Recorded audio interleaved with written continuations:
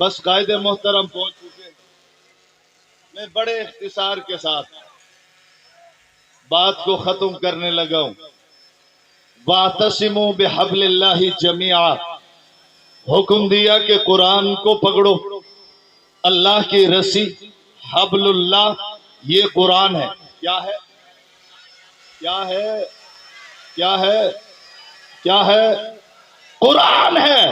کہا اس قرآن کے مطابق عقیدہ ہو، عمل ہو۔ میں نے کہا تم وہ وحدت کی دعوت اس کو لے کر دیتے ہو جو صحابہ کو نہیں مانتا۔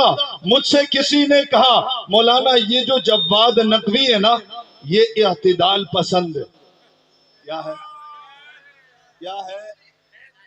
کہا کہ مولوی صاحب یہ اعتدال پسند ہے، یہ ان میں سے نہیں ہے۔ میں نے کہا اچھا نہیں ہے، کہنے لگا نہیں ہے۔ میں نے کہا قرآن نے صحابہ کو فائزون کہا، یہ مانتا ہے۔ مفلحون کہتا ہے، یہ مانتا ہے۔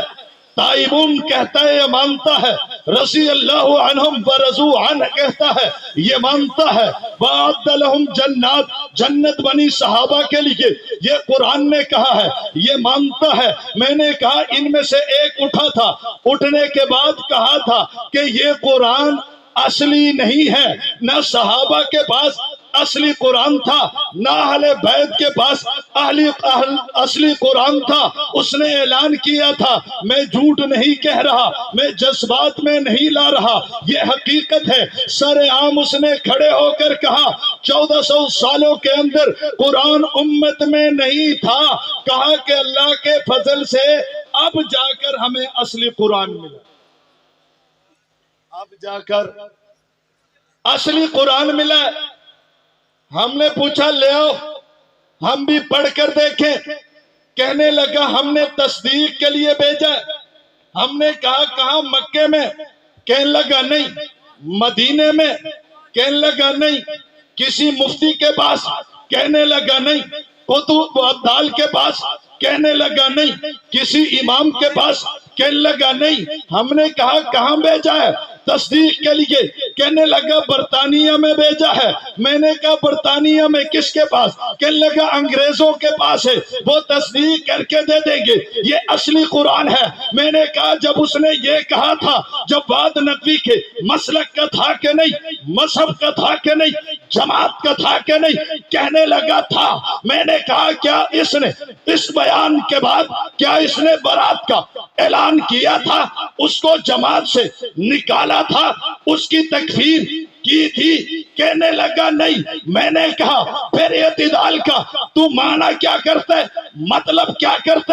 میں نے کہا اس کی مجلس میں ایک آدمی کھڑا ہوتا ہے، کھڑا ہو کر کہتے ہیں صحابہ کے بارے میں کہتے ہیں نعوذ باللہ، نبی کے بعد وہ مال کے پیچھے لگ گئے، عہد میں مال کے پیچھے لگ گئے۔ میں نے کہا جس کو تو معتدل کہتا ہے، اعتدال پسند کہتا ہے، کیا اس نے تردید کی ہے؟ کہنے لگا نہیں۔ برات کا اعلان کیا ہے؟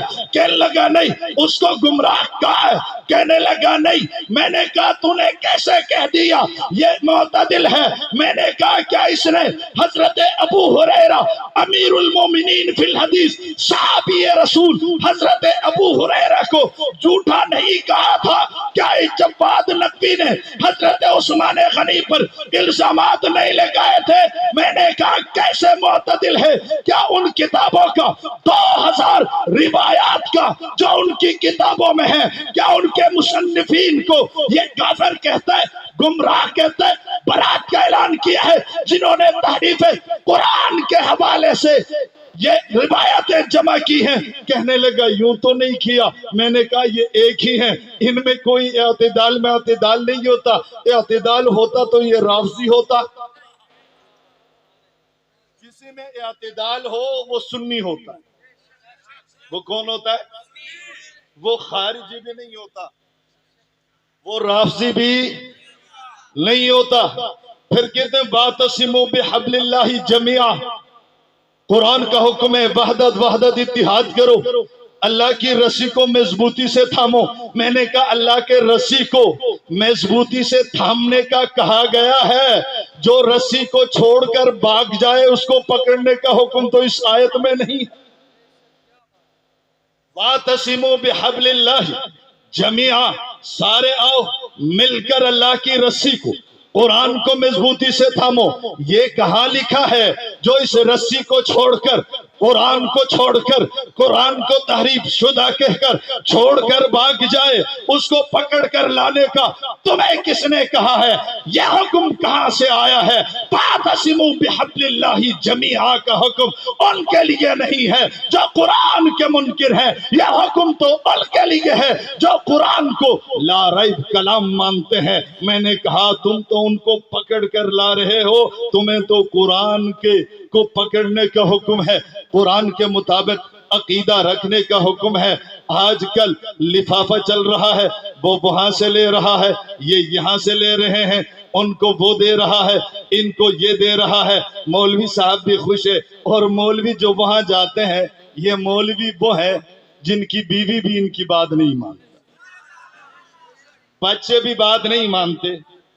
یہ عروۃ الوثقی کے محققین ہیں ماشاءاللہ، جن کی گھر میں کوئی حیثیت نہیں ہے، جانتا کوئی نہیں ہے، وہاں سے لفافہ لیا، یہاں سے کپڑا بنایا، ایک باسکٹ پہنا، یہ محقق کے دوران ہے ماشاءاللہ، وہاں جا رہے ہیں۔ میرا سوال ان سے یہ ہے کہ مجھے بتاؤ، یہ جو وحدت وحدت کا نعرہ تم لگا رہے ہو، اس نعرے کی پاکستان میں ضرورت کیا ہے؟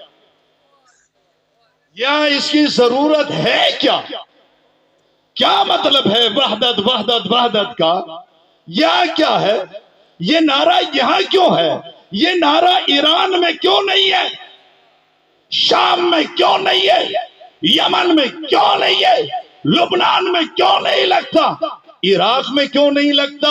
جہاں ضرورت ہے وہاں لگاؤ، وہاں جا کر وحدت کرو۔ تہران میں مسلمانوں کو مسجد بنانے کی اجازت نہیں ہے، جاؤ وہاں وحدت کی بات کرو۔ زاہدان میں مسلمانوں کا قتل عام ہو رہا ہے، جاؤ وہاں جا کر وحدت کی بات کرو۔ شام میں مسلمانوں کو اپنے بچے کا نام عمر رکھنے کی اجازت نہیں ہے، بچی کا نام عائشہ رکھنے کی ضرورت نہیں ہے، وہاں وحدت کی ضرورت ہے۔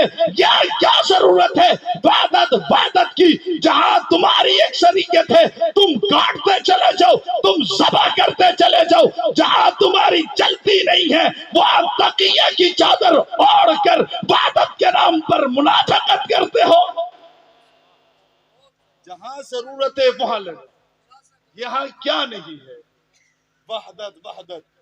پھر یہ مولویوں پر تعجب ہے، ان کی تو پرانی عادت ہے، آیت آدھے پڑھیں گے، وَاعْتَصِمُوا بِحَبْلِ اللَّهِ جَمِيعًا وَلَا تَفَرَّقُوا وَاذْكُرُوا نِعْمَتَ اللَّهِ عَلَيْكُمْ إِذْ كُنْتُمْ أَعْدَاءً۔ ارے مولویوں، اس مجلس میں یہ آیت مکمل پڑھ لیتے، کم از کم اتنا تو کر لیتے۔ اس میں صحابہ سے یہی تو کہا جا رہا ہے نا، دیکھو تمہاری نبی کے آنے کے بعد تم آپس میں پیار والے ہو گئے ہو، محبت والے ہو گئے ہو، بھائی بھائی ہو گئے ہو۔ اسلام سے پہلے تم دشمن تھے، اب تمہاری دوستی ہو گئی ہے۔ قرآن سے پہلے جہنم کے کنارے میں تھے، نبی آئے، تمہاری تربیت کی، وہاں سے اٹھا کر تمہیں جنت میں داخل کر دیا۔ اتنی بات بھی تم کرتے نہیں ہو، آگے پیچھے سوچتے نہیں ہو، کہتے ہیں وَاعْتَصِمُوا بِحَبْلِ اللَّهِ۔ اور وہ یہ مولوی پھر اچھے خاصے مجلسوں میں آ کر یہ آیت پڑھتے ہیں۔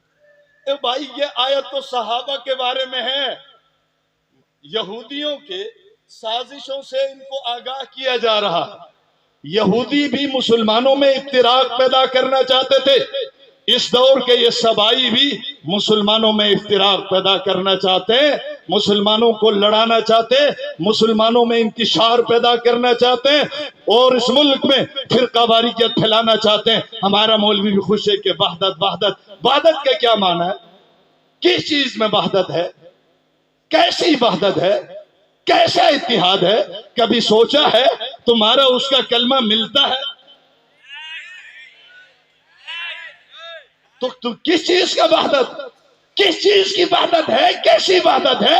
کلمہ ملتا نہیں، عقیدہ توحید ملتا نہیں، عقیدہ رسالت ملتا نہیں، عقیدہ امامت ان کے ساتھ ملتا نہیں، اذان ملتی نہیں، کلمہ ملتا نہیں، ائمہ ملتے نہیں، خلفاء ملتے نہیں، قرآن ملتا نہیں، حدیث کی کتابیں ملتی نہیں، تمہاری اور کتابیں، ان کی اور کتابیں، تمہارے راوی اور ان کے راوی اور تمہارے ائمہ اور ان کے ائمہ اور، ہمیں بتاؤ تو صحیح، سمجھاؤ تو صحیح، یہ وحدت کیسی ہے؟